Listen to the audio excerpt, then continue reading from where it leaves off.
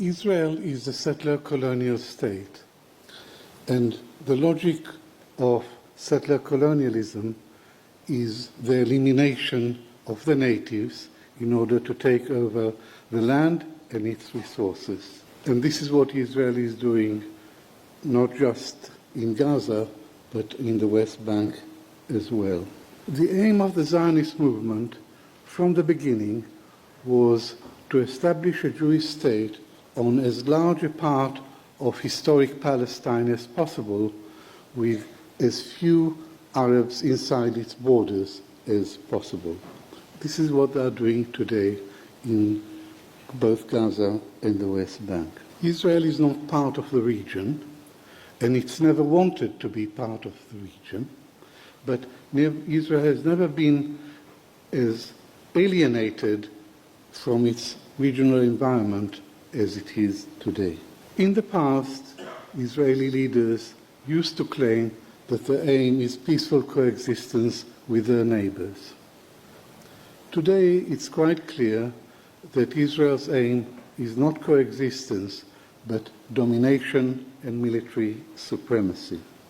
Ever since the Second Intifada in 2000, Israeli society has been moving steadily to the right, and the composition of the present government reflects this shift to the right.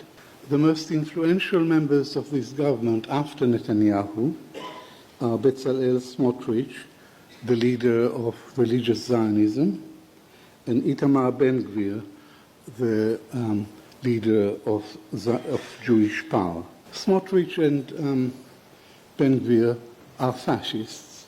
They are Jewish fascists. And yet they set the tone for the entire government.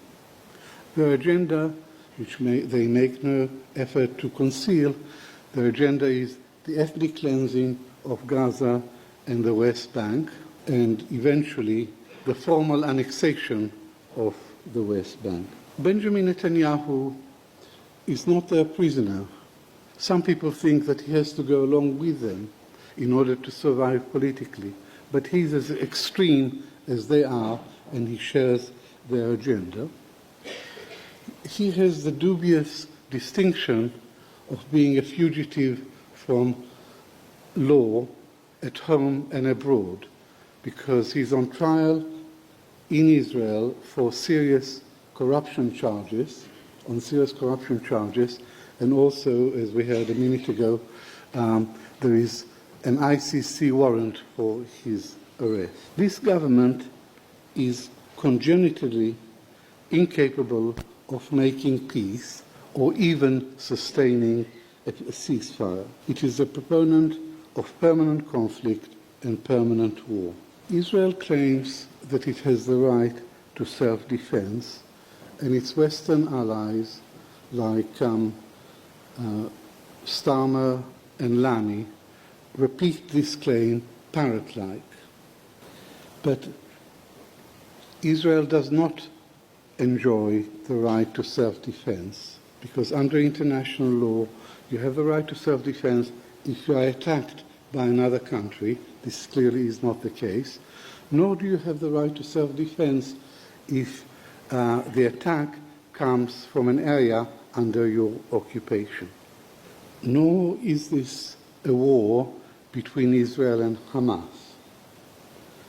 Like its previous 7 military offensives since Kars-led in 2008, this is an assault on the whole people of Gaza.